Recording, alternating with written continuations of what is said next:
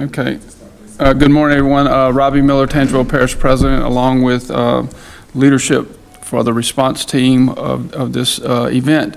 Thank you all for being here so we can update you. First of all, as we know, there was a major tragedy, terrible fire at Smitty's Supply yesterday. But I think the biggest thing that we can come away with this is the blessing that there were no injuries. We thank the Lord for taking care of all of the people that were there, and there's been no injuries since in all of the response. Tremendous response at that. We've had every agency you can imagine, from state police, federal government, state of Louisiana, federal government, and local from all around. So we thank them for coming to help. Again, I want to reiterate, no injuries, not just no deaths, no injuries in this event. And Smitty and their partners have done everything they can possibly do to contain this. We're still fighting an active fire. Still a tremendous fight going on to slow it down and get it under control. With that, we're still maintaining the 1 mile radius for evacuation zone. That's out of an abundance of caution, maybe as much as to keep, to let the free flow of workers do what they need to do and not have sightseers come by. So we appreciate that. Again, it's still a very active scene, still very, a lot of questions. We know there's a lot of questions. We're working on the answers, but most importantly, we're working on getting that fire put out and the ability to then be able to investigate the cause, all those things that hadn't even been started. So if you start asking those questions, there's no answers. So please help us get the word out, the 1 mile evacuation, only because of caution and really to be able to work the scene better, and that they're doing everything possible. It is an incredible sight to see, and it's a devastating sight. We have 400 people from Tangelo Parish and the surrounding area that are, trying to figure out where their livelihood is going to come from. So let's pay attention to the work that's being done to do as much recovery as possible. With that, I'm going to turn over for an official statement from the Louisiana State Police, Sergeant Huggins. Thank y'all very much. All right, good morning. I'm Sergeant William Huggins, Louisiana State Police. Just like Parish President Robbie Miller, thank y'all for being here. But kind of before I get into the official statement on what we have so far, I do want to let y'all know if y'all are going to have very technical type questions, we are probably going to ask you to do that off air. Just so we can get it to the subject matter experts in that specific area, and then we'll be able to get it back to you as soon as can. All right, so overnight there were a number of small explosions that were going to be reported around the incident area. These are consistent on what has been occurring since the start of this incident and do not present any new or heightened concerns at this time. The fire does remain active and crews are continuing to work to contain and suppress it. Multiple agencies are conducting ongoing air monitoring and analysis. Thus far, the readings taken outside the incident area have shown either non-detect levels or results that are well below any actionable thresholds. The EPA has also deployed a special aircraft to conduct additional air monitoring. While their data is still undergoing quality review, their preliminary results are being used to inform operational decisions within the Unified Command. That said, this remains a very dynamic situation with several unknowns. We are maintaining a cautious approach as conditions continue to evolve.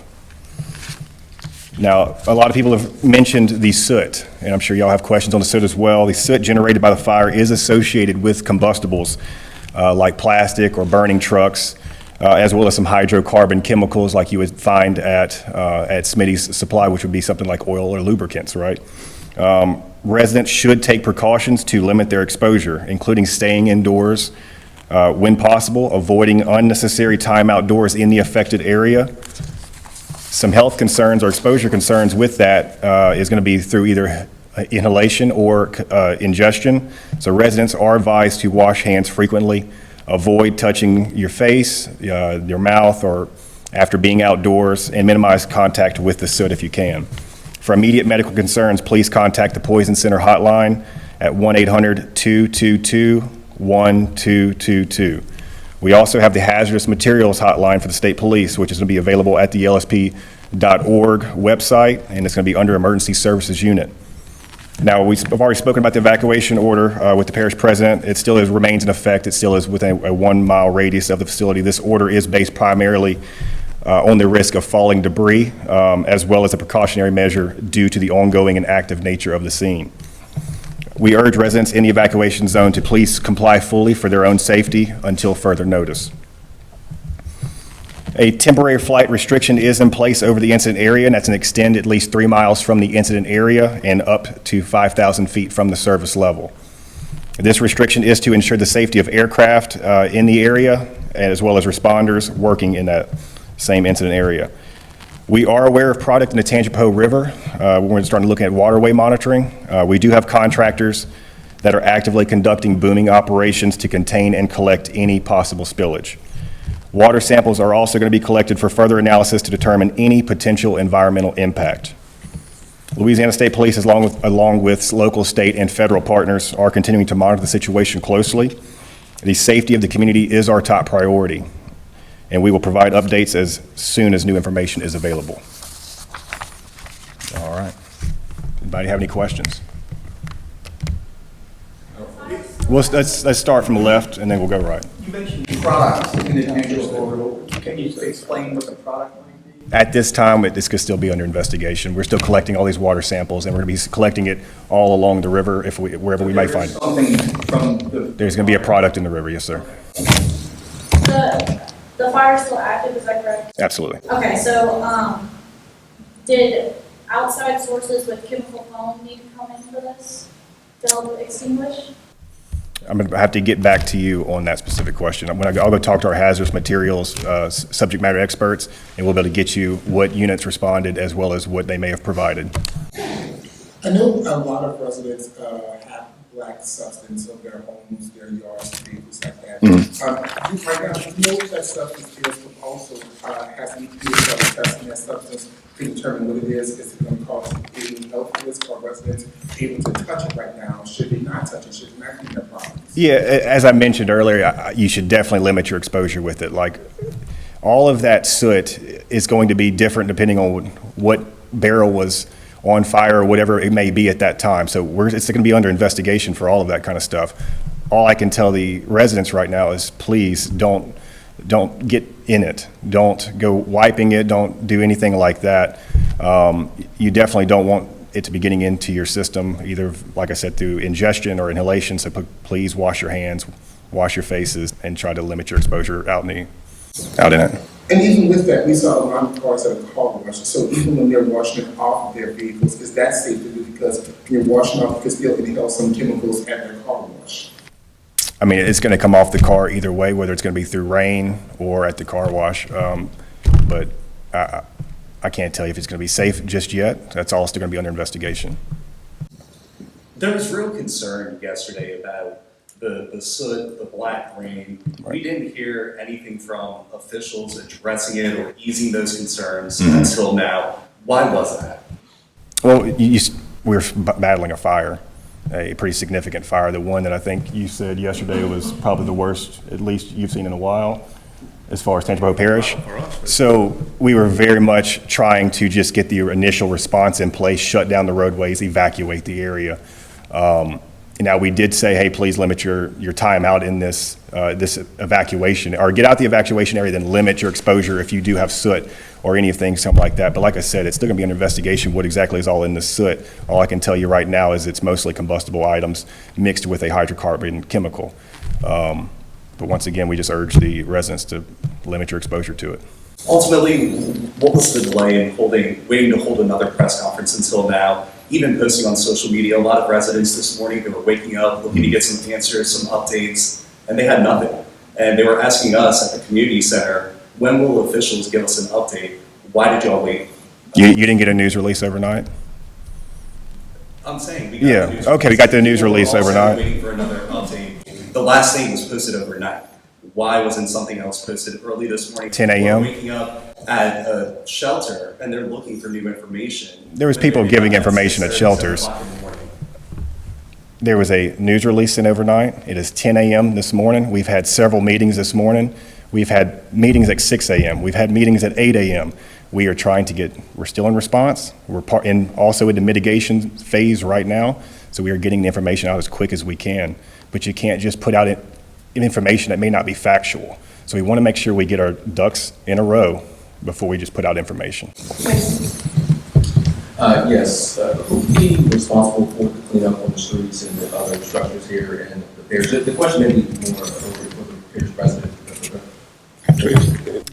I mean, it's going to take a team effort. Like you see, this is a unified command. I do know that the responsible party is developing a claims line for any impact that may be for residents. Hopefully, we'll be able to get you more information on that a little bit later. As far as anything parish government related, I would have to defer that question, but as far from what I'm talking about responsible party, and if any residents have some type of impact from this, there is a claims line being developed. And also, what's the impact on the agriculture and farmland here in the area and crops here in the area? What's the impact on those farmers? Yeah, so we've reached out to the USDA as well as other appropriate agricultural and wildlife agencies for their guidance and to share that information with us so we can get it out to the public.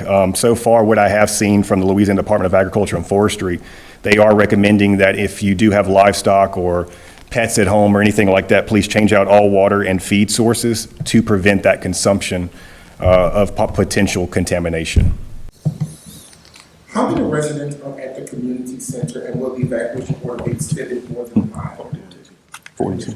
42 are at the shelter right now. What was the other question? Will the evacuation order be extended more than 1 mile? At this time, I can't really give you that because once it's very active, a lot of unknowns still.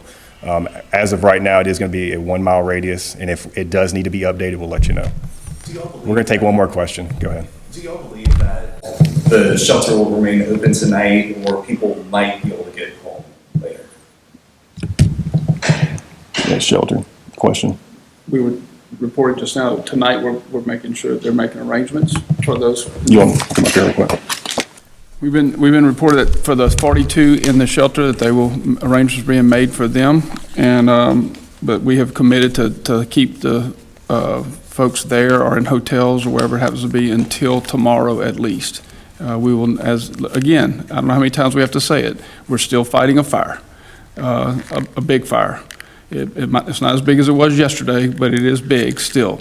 And that fire has to be put out before we can make a lot of determination on what's going on to be able to even investigate more. I can assure you, though, there are 3 different agencies testing the air quality right now. They've started yesterday afternoon. Smitty's response was immediate. They had people on the ground within hours. Probably saying more than I should, but it was reported to me that it was actually an astronomical response. The idea that there were companies on the ground here yesterday afternoon within 2 hours of the event, and full teams within 6 hours. That usually takes 24 hours to get them here. So we have to commend Smitty's for the job that they did to get the response teams here. With that, they've been testing air since probably 3 o'clock yesterday afternoon and all night long. Those results, some of them take hours to find out what the results are after their collection. So all that's being done. The idea that we haven't given information, we didn't have information, okay? The idea that you guys were reporting things that were not factual is not the right thing to do. Rumor does not help anybody. The official statement was 10 o'clock last night. That statement is what the statement was. All information that anybody needed was in there at that time. It didn't change until right now. And it won't change until the next time we let you know with an official statement. So anything that's going on all the social media is all pure speculation. Please focus on the official information coming from the Louisiana State Police on this incident, and that will be the right information. If you don't get anything different, still in place. Can you clarify what the misinformation was? Well, some of the reports that y'all said about things blowing up, about people needing to evacuate other areas, that we're expanding the evacuation, that we're not responding, okay? That was not true. And I'm going to tell you now that y'all are just as much the reason for that because you ran it on your websites. So there weren't multiple explosions after? There were some, but but nothing outside of the impacted area. Okay. Also, can you explain how The first responders exposed to the chemicals as still battling the fire? Are there I'm sorry, I didn't understand anything you said. First responders who are battling the fire and dealing with these chemicals, are they okay? Are they wearing specialized clothing? Well, they wear their normal firefighting and air respirators and so forth that they do, and then there's a decontamination process that they do in every fire. So everything's being done according to the process and the policies and procedures that are followed by this type of an event. What's the plan? Are you going to just let this burn out, or? That, I don't have that answer. Remember, I told you at the beginning, we don't have answers for everything. We told you what we've got. We're doing our best to fight a fire right now and protect our citizens and make sure our environment's safe. Thank y'all very much. Thank you. Yeah, just, when might you know a timeline for when the fire may be under control? Is there a process that this kicks into, A has to happen before B has to happen, before C has to happen, before the fire is under control? The fire guy's not here, so the firefighter's not here. Yeah, so we'll, like I said, if there's gonna be any technical questions, we'll get back to you that after this. I'll come specifically to you. We'll get it to subject matter experts, and we'll try to answer as many questions as we possibly can for you. As of right now, it's still gonna be under assessment. Things change. It's a very active scene. Like I said, there's a lot of unknowns.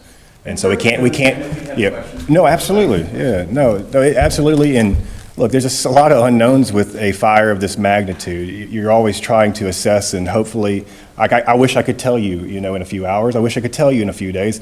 The fact of the matter is we don't know at this moment, but we're going to hopefully have a better understanding as time goes on. All right, thank you.